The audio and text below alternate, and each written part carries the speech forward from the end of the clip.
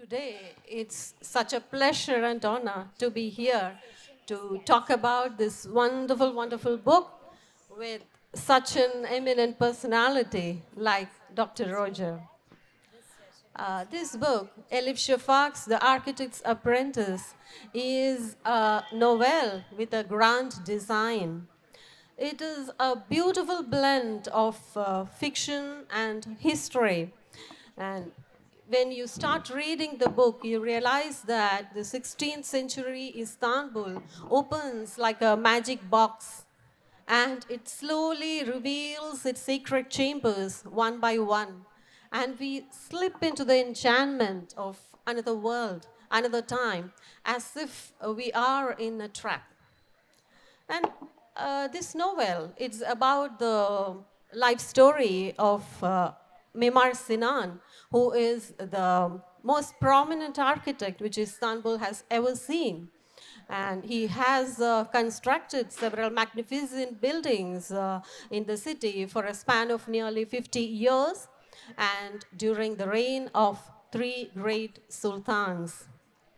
But if you look at it, the Sinan and his associates should not be considered solely as the people who has built these palaces.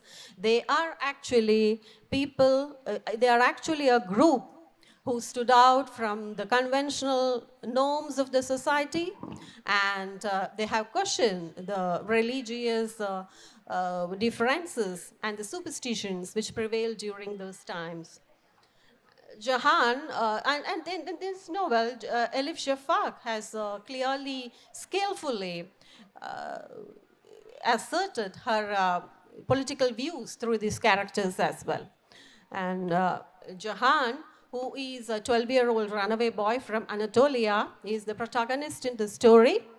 And it's not just a story alone, because the novel reveals so many historical events, and the novelist lines up a series of characters, both fictional and original characters, which includes the grand viziers, the concubines, the eunuchs, the sultans and the sultanas. So it's actually, if you look at it, the Jahan, who is the main character, he witnesses the rivalries and the brutalities of the Ottoman Empire, along with its glory, for a period of about 100 years of his lifespan. And what this novel provides is to the reader is a glimpse into the panorama of the history of those times. And Elif Shafak skillfully weaves in the lives of the people in the harem and the lives of the slaves. Slavery was prevalent during those times, you know that. And this novel is not just about this not only portrays Istanbul as a treasure of cultures, it portrays Istanbul as a treasure of crime and poverty as well. Because the Istanbul in which Jahan lives is a reservoir of controversies, contradictions. The Istanbul which gives everything generously, and an Istanbul which takes back all its gifts at the same moment, in the same breath. So I actually I actually read this novel for the first time in 2016, I guess. And at that time, I never thought, years later, I would be approaching this novel with the sense of responsibility of a translator. As you know, reading a book as an appreciator and reading it with a sense of duty as a translator, they're quite different. And just like an actor plays his role on the stage, his character on the stage, the translator has to act out the novel, applying his or her maximum ability or skill. If you look at it in that perspective, you can say that translation is a kind of art form. And these characters who lived in another point of time, in a totally different landscape, has to go through the thoughts of the translator, and it should eventually come out as a work. So these when we look at translation as an art form, these characters, which has to roll in your mind, and the, the way the original writer has felt the emotions and feelings, the translator has to go through the same emotions and feelings which the original creator of the work has gone through. So that's how you maintain originality in the work. And as you all know, translating fiction is not a mere mechanical process. An immersion into the work is something which should happen organically. And for me, reading history is an inspiring and exciting process. So even translating the last pages of the book, this 500-page heavy novel, even the last pages didn't tire me much. It was an exciting process. And coming to the subject, the architecture. If you look the book with an architectural point of view, you can see that the sultans and the sultanas, the soldiers and their weapons, the women in the harem and their children, the architects and their students, the mystics and their followers, all pile up one stone over the other and raise this edifice called the architect's apprentice into a beautiful mansion. Okay. Yeah, let us see what we have an expert here. Can I intervene now? Yeah, sure. Okay, let's have a bit of fun. I have to walk. I'm sorry, Sonia. I can't stay sitting down because this is the deadly hour in a festival. Everyone's gone to get some food, some water, and only 16 or 17 interested people. So we have a task, how to make it interesting for you. So first of all, I'm going to respond to what Sonia said in a minute, but I want to read you something to try and put into context. Why do we talk about the architecture of literature here? Because architecture is a discipline. Literature is a discipline. So why are we using the word architecture? So it's a metaphor. As Sonia said, it's a metaphor for building. But what sort of characters, what sort of shape is it building? Now, all of you know, I think, who Keanu Reeves is. Yes? All the young ones say, yes, we know Keanu Reeves, Matrix, etc. Now, listen to this. Canadian actor Keanu Reeves will publish his first novel this year in collaboration with British author China Miéville. Their joint novel is called The Book of Elsewhere and is set in the world of the BRZRKR comic book series created by Keanu Reeves. Some of you may know that comic book series. His series follows an immortal warrior on a millennia-long journey to understand his immortality. The novel is due to be published on the 23rd of July by Penguin. This is the important part.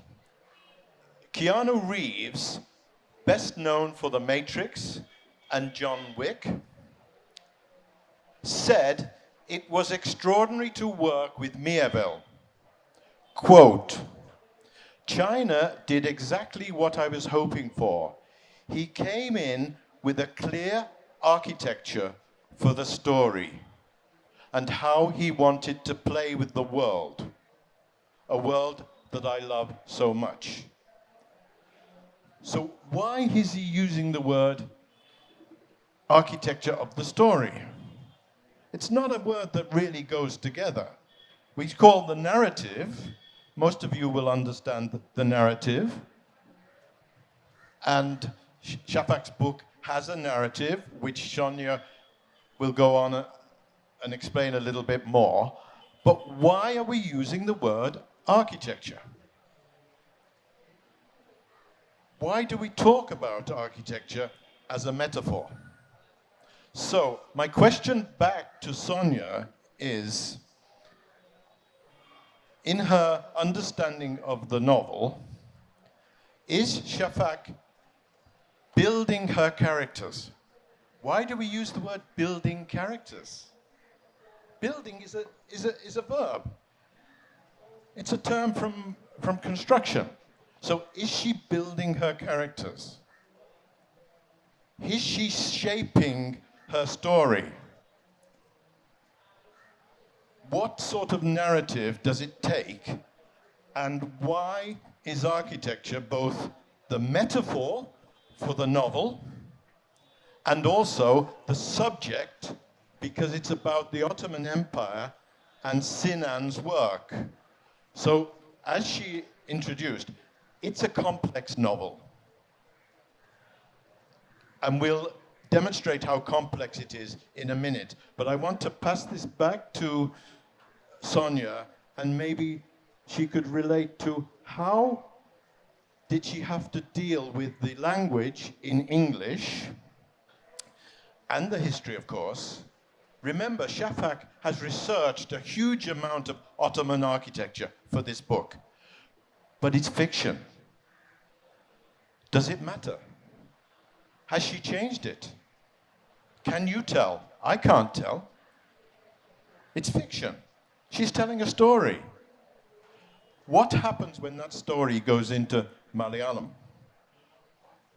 What difficulties, I'd like to ask Sonia, did she meet in translating some of the architectural words and the language in the novel?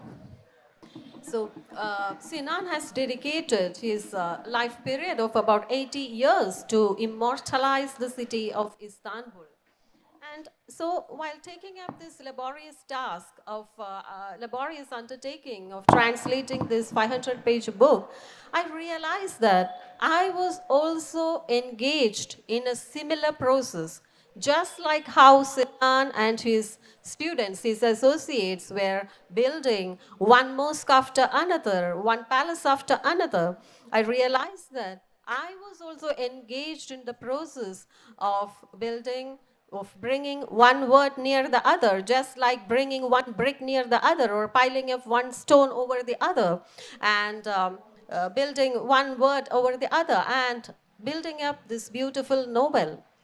Elif Shafak has used the oral storytelling pattern in this novel, and it, awakens the readers to a wider world, a world which is devoid of the barriers of religion or language or color or culture.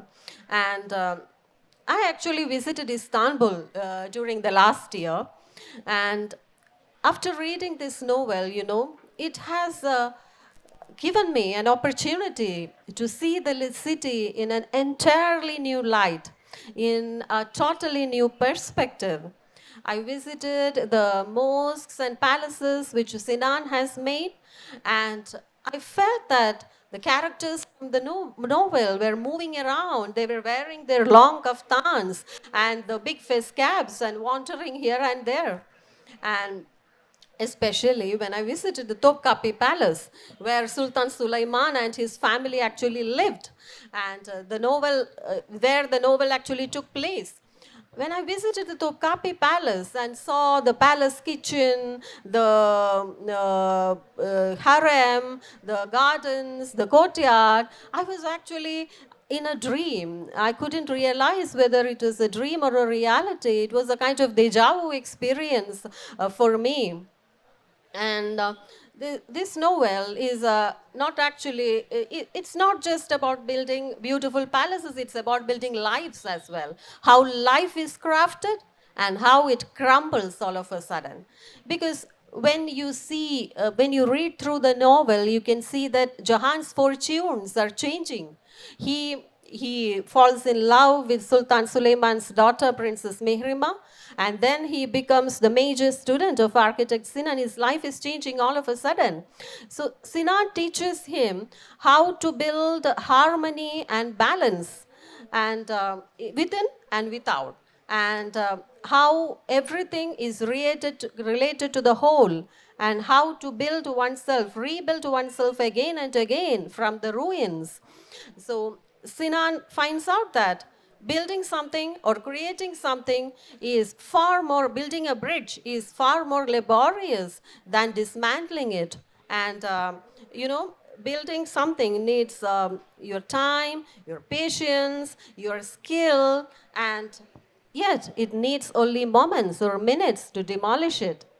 So Elif Shafak uses, she explores everything metaphorically, like Dr. Rogers said. She explores metaphorically and she relates the lives of the characters in the novel to that of building or constructing something. So architecture is used as a powerful device in Okay, storytelling. thank you. Let's come back. Let's come back to Sinan. By the way, how many have read this novel? So we're talking to a blind audience here. One person has read the novel. So what are we doing here? Introducing the novel? Selling it? Introducing architecture as part of the novel? What are we doing? Why is your interest? Why is our interest in this? Okay? Sinan, everything that Sonia has said has gone through Shafak's lens. This is not Sinan. This is a novelist writing about Sinan. If you want to understand the amount of work a royal architect, remember, he was a mathematician, he was an engineer, and we call him architect, but architect wasn't available then. It was just a builder. But listen to how much work he's done. 94 large mosques. Not one, but 94. 57 colleges, 52 smaller mosques, 48 bathhouses, 35 palaces, 22 mausoleums, 20 caravanserai, 17 public kitchens, 8 bridges, 8 storehouses, 7 Quranic schools, 6 aqueducts, and 3 hospitals. That's a huge amount of work. But of course, the novel is not about that. As Sonia said, the novel is actually about building a life. The architecture is a kind of frame within which she has used. She has researched it extremely well. But I say that because I talked to Sonia before, that I say that she has researched it well. How do I know? How do you know? It's a fiction. So we enjoy it as a fiction. As we move on, towards the end, we will look at other fictions in architecture and see if there's any difference we can make between the metaphor and how architecture has been used. But I want to return to Sonia and ask her, what is the role of India at the beginning in the book, because it starts in India, and Chota and the elephant. How relevant is that she started with the story of that, in your opinion? Towards the end of the novel, you can see that Shafak brings the main character Jahan back to India. And you know what that is for? It is for building the Taj Mahal. She she makes her character involved in building the construction of Taj Mahal. So we don't know how much fiction is involved in it.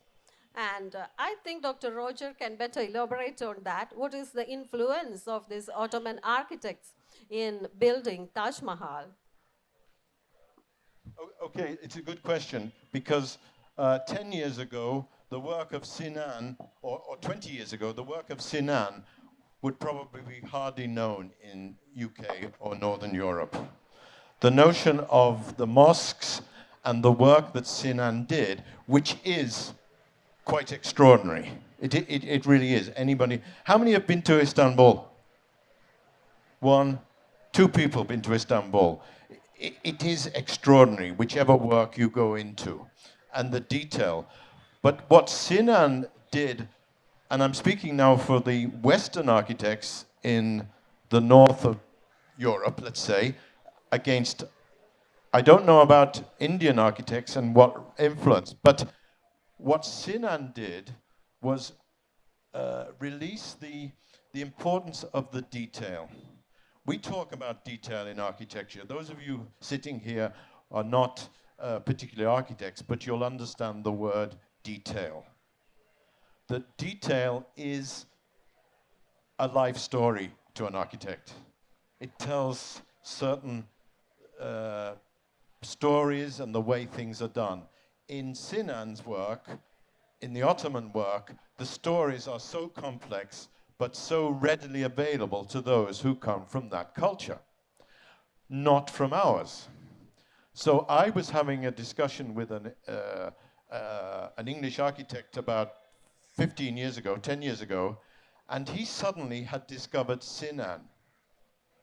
And he said, why aren't there any books on Sinan?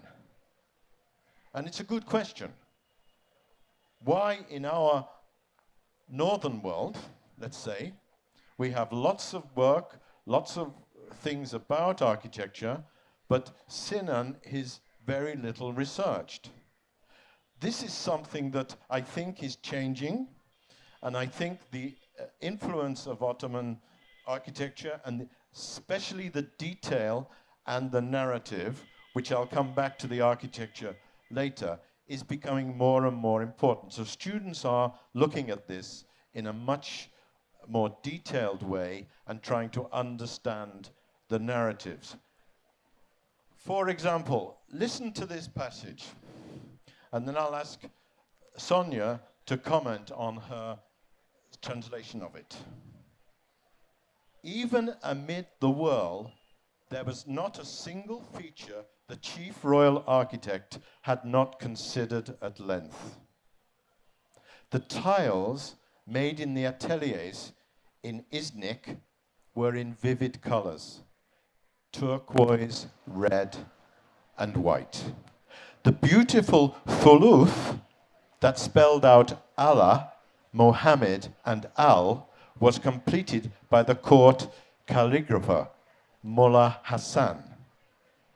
While people adored the decorations inside, most failed to understand how the buttresses had been incorporated into the walls.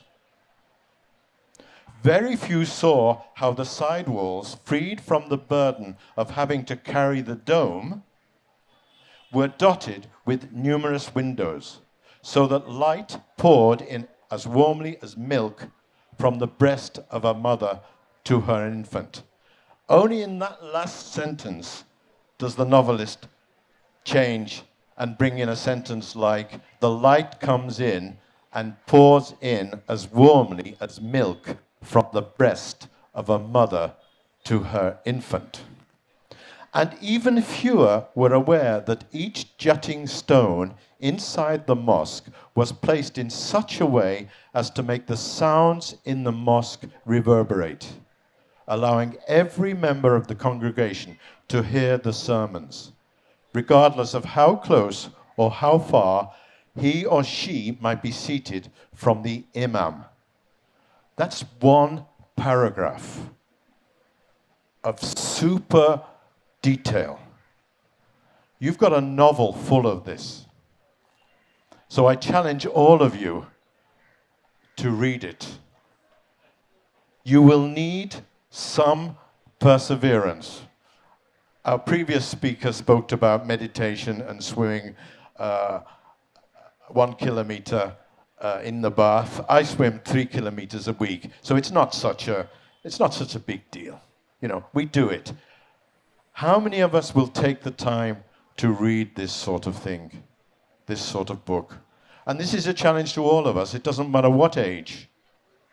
Can we take from the book certain details that we can't get anywhere else?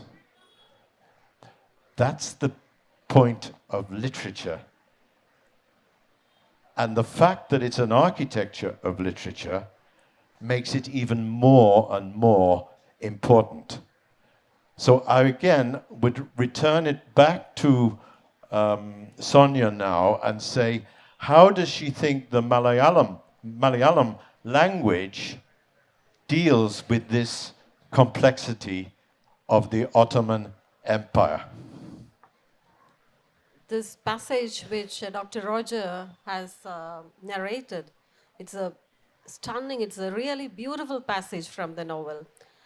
Like he said, it's actually challenging. It was actually challenging to translate these kind of details into Malayalam because the Sinan's architectural creations are, explained in loving detail and stunning detail in the novel by Elif Shafak.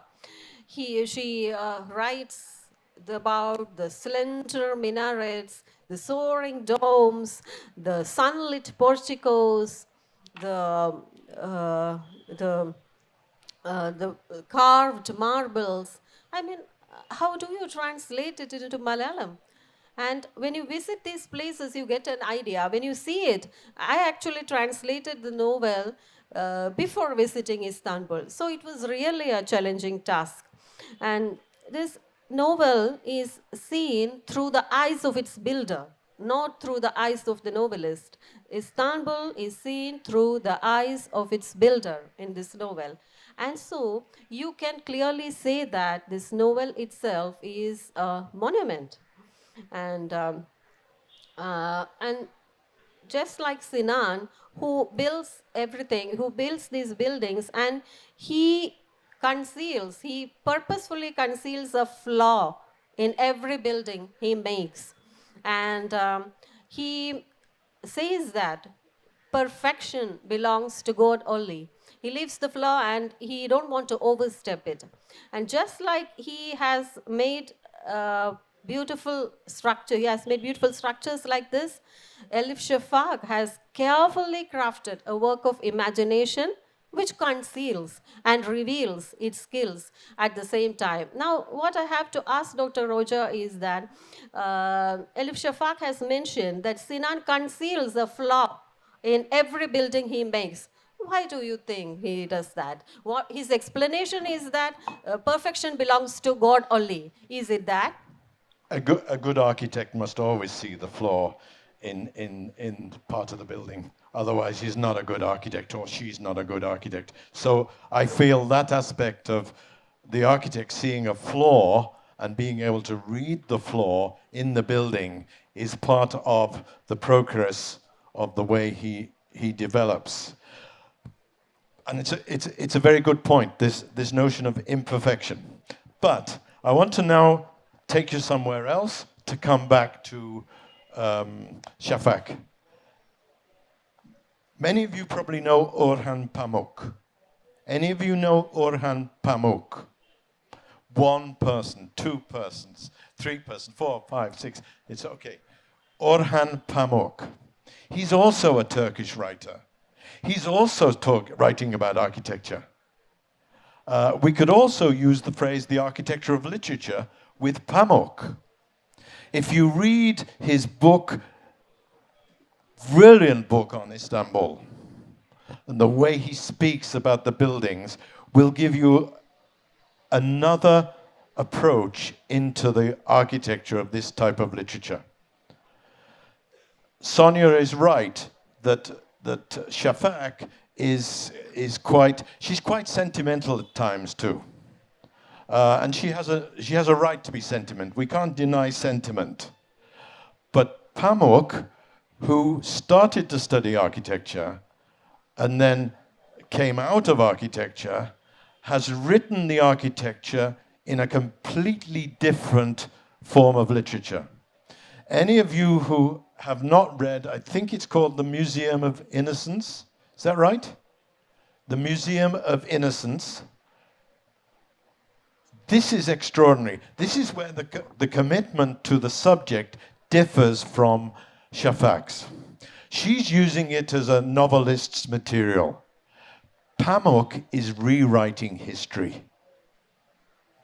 His Museum of Innocence after you have to read it. It's an extraordinary novel. But now he has made a museum of innocence in Istanbul, and you can go, and it's quite extraordinary. All the cigarettes of the woman he was in love with are all put in the museum in different forms. It's quite extraordinary. So here are two novelists dealing with, in a way, similar material, but handling it in such a different way. So, and anyone, by the way, who wants to read Why He Didn't Become an Architect is in the set of stories called Colors, and it's Why I Didn't Become an Architect. So that's an aside to this. So I'm coming back to ask Sonia now, is that if you read all what we call the blurb about this book, it will always give you the positive, won't it? Of course it does. But if you go online, you'll find some other lines. And for example, you've got a situation where someone says, this is such a beautiful book, but it's so heavy and detailed that I couldn't control the way I read. That's quite an interesting point. It's so heavy and detailed that I couldn't control the way I read. My question back to Sonia is, and this is a difficult question, reading in Malayalam is different from reading in English. I have no experience of it, but I'd like to understand what it means reading this sort of novel in Malayalam. Yeah, well, this is introducing another country, another time, totally different landscape, totally different history to the Malayali readers. So, like he said, it's actually a challenge. But whichever language it is, stories are stories. It's about the lives and emotions of people, and this is about how the city got immortalized. And everybody who loves Pamuk's stories, Pamuk's novel, likes to know about Istanbul. And in this novel, Elif Shafak speaks about how the city evolved, how it got evolved into something we see it now today. So I think people who read Pamuk and people who love Istanbul would love to know its history. And what Elif Shafak provides is this historical, how the architecture evolved and how the city evolved. So I think it would provide an interesting read for Malayali readers as well. And another thing which is beautiful about this novel is how the architect sees architecture itself. It is not about numbers or calculations or about the hard work or the planning. It is about love, passion, and devotion. It's an artwork. It's a masterpiece. So it is about building something or constructing something is a way of telling a story. That's what I understand from this novel. Elif Shafak is constructing a building as a way of telling the story. Don't you think, Roger? It is that pattern she has used in this novel. Yes, I do. And I also think it is important for this reason, for another reason that is important in Turkey and this part of the world. Some of you may have heard of the novel The Hunchback of Notre Dame by Zola. Some of you may even have read it. There is a chapter in this novel called This Will Kill That. What did Zola mean? He said it was a time when the book would kill the edifice. What did he mean? He meant that up until that time, this was France, but it was Europe as well. We read buildings as novels. We read buildings as the life that the building gave off. We were used to looking, as Sonia said, at the history within the building. In the last 150 years, the book has in a way continued to destroy the building. We don't go to the building to read the building, we go to someone writing about the building. You can look at anything that you see, writings about Taj Mahal, and you go to the writings unless you happen to have experienced and can go there.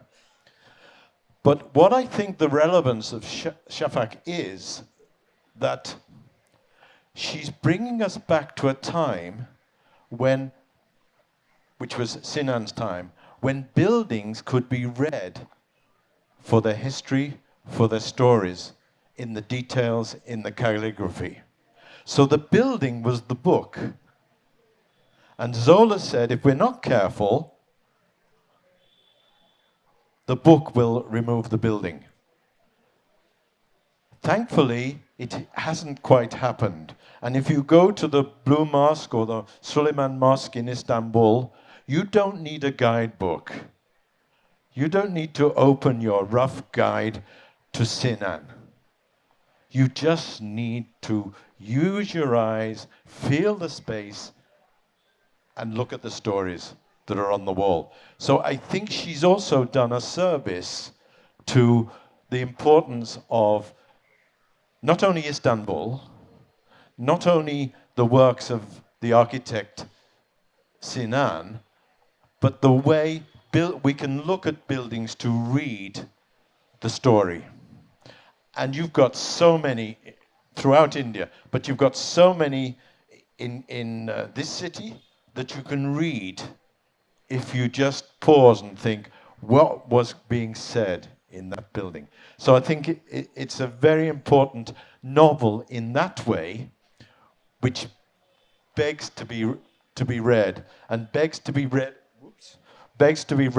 for the way you take it, not the way Sonia thinks, not the way I think, but the way you read it. It's very, very important. And if you haven't read a 450 brick, we call it a brick, which is architectural. If you haven't read a 450, 60-page brick recently, do yourself a favor, buy it and read it. You have said about reading buildings. That's it's a beautiful thing to say. I think only an architect or a designer can use such terms, I think. And, architecture and literature, they're two distinctly different fields of study. And literature is something which is a work of imagination. And architecture is something which deals with space. And what a writer writes, he always looks towards his audience, his reader, and he wants to inspire him and he tries to connect to him. Whereas the architect, for an architect, the user group is always important, for whom the building is to be designed, for whom it is to be developed. And if you look at it in that way, both literature and architecture, both are trying to inspire its readers and our user, and thereby impacting their lives. So, but don't you think that architecture is having an upper hand in evoking our bodily senses, human senses, compared to literature? Yes, ideally, a space, and when we go into St. George's Cathedral in Chennai or Wren's Cathedral in London, our feelings start coming through.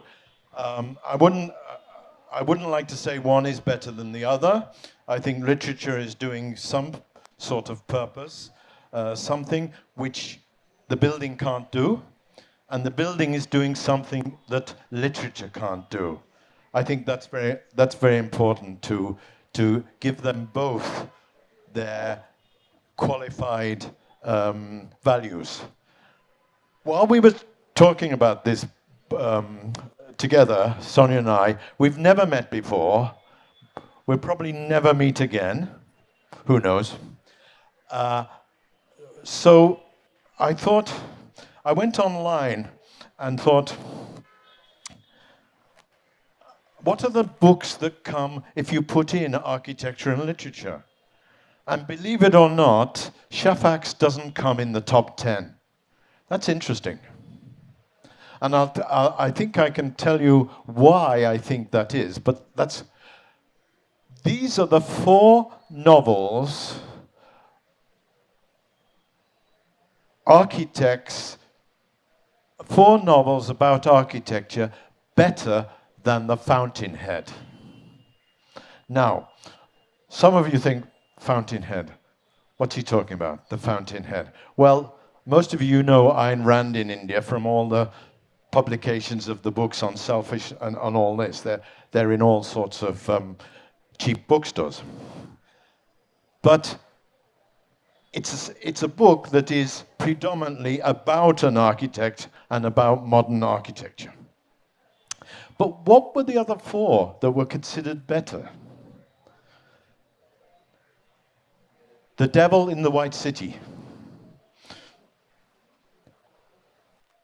a book about the Chicago World's Fair in 1893. I've not read it. Apparently an astonishing novel about architecture. Some of you will know this one, Invisible Cities, Italo Calvino. If you haven't read Invisible Cities by Calvino, do yourself a favor. It's a short book, 90 pages. The city is Venice, but he's telling multiple stories about the one city, from Marco Polo coming from Istanbul, Constantinople to Venice. House of Leaves, Mark Danielewski. This is where the architecture of the book becomes a literary construction. It's not about architecture. It's about language being constructed. That's why it's in this list. And the final book is a more travel book by Sebald, who is a German writer who moved to Britain, W.G. Sebald, called Austerlitz. And he uses examples and fragments from this city to write the story within the city. So there's lots of work out there.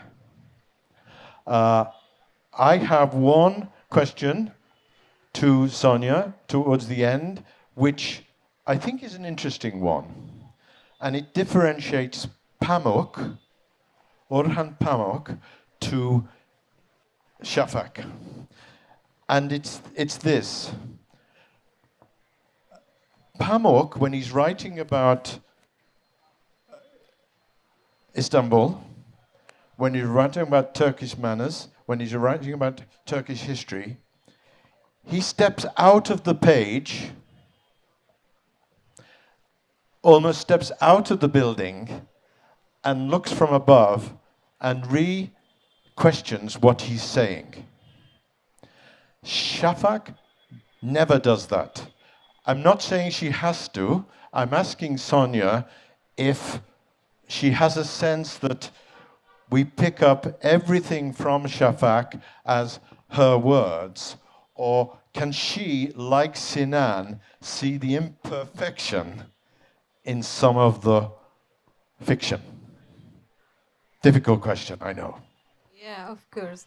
It depends on the political views of the writer as well. You can say Pamuk and Elif Shafak are 2 different fiction writers, and both of them doesn't see the world in the same way. Maybe their political views differ, and what I have seen is that Elif Shafak deals more with history. I have translated her one more novel, which is The Island of Missing Trees. In that book also, she deals with the history of Cyprus. a country with a very complicated history and a complicated partition. So I think it depends on how these writers see the world and how their political views differ. Um, and another thing is that one last question I want to ask Dr. Roger, and after that we will open the stage for the discussion to the audience. And Istanbul, when you see the city, you can see these miraculous buildings, the palaces, mosque and all. Everything has religious touch to it. Whatever we see, the palaces, the mosque, it has an aura of religion behind it. And you have done considerable work in Finland as well. And I think you are very well experienced with the Finnish architectural history also. So what difference do you find in the evolution of architecture in both these countries? If you consider Istanbul, as I told, it is much of a religious touch. And how do you find it different from Finland? Good question. I think I would answer this by talking about Perumal Murugan. Those of you who know the work of the writer, South Indian writer, as you know. I think in Finland, the same detail is given to let's say, being and spirituality in a forest country, which has just as much value as something in a country that has, like Turkey, like Istanbul, has the visual signs of spirituality, religiosity in front of you. In Finland, the religiosity is not in your face, but it's in the forest. And you have to feel it. And every Finn feels it. So that would be my answer, that they're equivalent, but on very different cultural levels. And in Murugan, the way he, in his latest novel, The Firebird, is taking that cart, the ox cart. The ox cart is imbued with such detail and high-reaching spirituality, but it's an ox cart. And again, he's working the landscape into a form of magic, which is extraordinary. But we don't talk about Shafak as magic. We talk about it as fiction or fantasy. Should we open the question? Yeah, no, one more thing. You live Finland, and now we come back to the Arab countries itself. Last month I have visited Egypt, and in Egypt I have seen a mosque, which is Muhammad Ali Mosque, and it is built by Muhammad Ali Pasha, the Ottoman governor. Wherever the Ottomans have gone and conquered and established their empire, they have built these magnificent structures to show their glory. So when you go to Greece or Jordan or Romania and all, you can see similar structures. So wherever they have gone, they have built these huge structures. So what I want to know is that how much of this Ottoman tradition, how much of this ancient architectural tradition is being followed? Like how much modern architecture has incorporated these ancient styles into it? I think that's when we open the conversation to the floor. Of course, there is a crossover. I'm not particularly qualified to go into detail in terms of how some of the Indo-Saracenic or some of the influences have moved into India, but certainly there is a move towards more, you had the word, more, let's call it sensuality, more sensuality in buildings. And how do we read sensuality? We read it by touch or looking at a detail. The sensuality, we don't read words about sensuality, we touch it or feel it or close our eyes and find a way. So with that, I would like to say if there's anybody, because we've only got 8 minutes. Anyone? I'm sorry, we've gone on and not invited questions, but is there anyone who'd like to give some view of anything we have said in any way at all?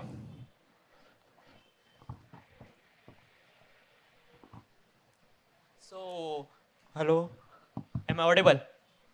So it is understood that postmodernism went to other forms like music and dance from literature, but first it went to architecture. And when you say about reading buildings, so that kind of transfer was even before postmodernism was there. So that's my question. I'm not. The modernists had a very special way of. I'm talking about Northern Europe now. Some of your Indian architects would have been educated that, but there was a phrase called "against representation," and the modernists in the 30s, and you can find essays on this. Theo van Doesburg and other Mondrian, the Kandinsky, that buildings could be neutral. Of course, we know they can't be neutral. Even non-representation is not neutral. So this is where the modernists were sort of, they believed in this until we got into a period in the 50s when a more experimental or expressionist architecture. But music is a very good example.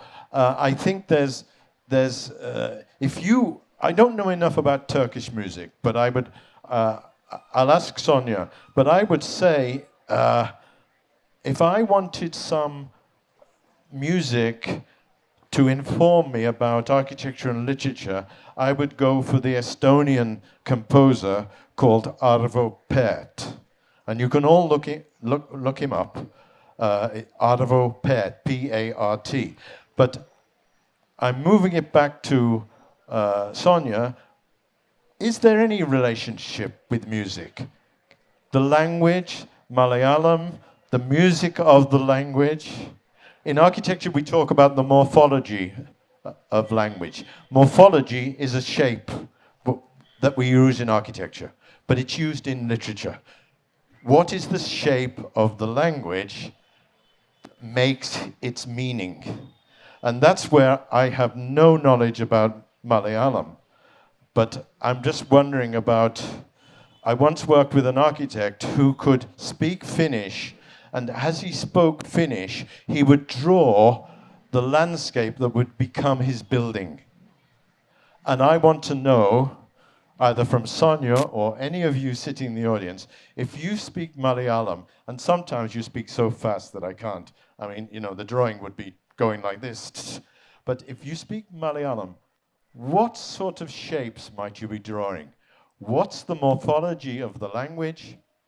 And is that an architecture that can be turned into literature? When you look at Malayalam, if you consider it as an ECG graph, when you talk in Malayalam, it will be, it'll be having so many ups and downs. The language, the music of the language is like that. And considering Elif Shafak's novel, she speaks about the architectural beauty. So when you translate it, I have to go through the same emotions and feelings which the original work creator has gone through. And certain places, when I was translating translating her description about the Blue Mosque, the Sultan Sulaimani Mosque and all, I was going through the video clips just to see, just to experience how he has come into it, she has come into it. And as I told you, I have visited Istanbul after translating this novel. So if I have gone before that, I think it would have done great to me. And I actually has gone through several videos and in the YouTube to find out what she has described. And then only I could put it into my words, because this novel says a lot about, as I told you, she describes everything in stunning detail. She speaks about the sunlit porticos. So I want to know how the sun falls on the porticos and what lights are reflected. And she speaks about the slender minarets. I have not seen any slender minarets in Kerala or in India. So I have to search a lot to find out what a slender minarets look like and find out a suitable word for that. And the carved marbles, and how this in Ottoman architecture, how the marbles are carved, and which I have to find out by searching a lot. Otherwise, it's difficult to translate such a book into Malayalam. I think, sir, it's Dr. Roger, it's time to open it to the floor, and if anybody has any questions, you can come up. I think it's just 2 minutes remaining. And maybe some are coming also for the next session now. I think, Sonia, we should wrap it up. One thing that we haven't mentioned, which I think we can leave you with, is the French don't talk about architecture and language. They talk about writing and architecture. That writing is a form of architecture. And that's in French philosophy. So I'd like to end with that, and try and read something by Shafak, and the novel which has a woman who's been killed, and then she goes back into her life. It's called 10 minutes, 38 seconds. 10 minutes, 38 seconds. Is a fantastic novel. Completely different from this book. So she has range. Okay, on behalf of Sonia and I, thank you very much. Thank you. Thank you so much for listening. And as a final word, I should say, Elif Shafak's novel, it's a memorable work with, which explores the artistic freedom, the creativity, and the clash between fundamentalism and science. And it has so many vibrant characters, intriguing adventure, and also it tells about testing of love and loyalty in the before the raw power of the Ottoman court. Thank you all for listening. Thank you, Dr. Roger.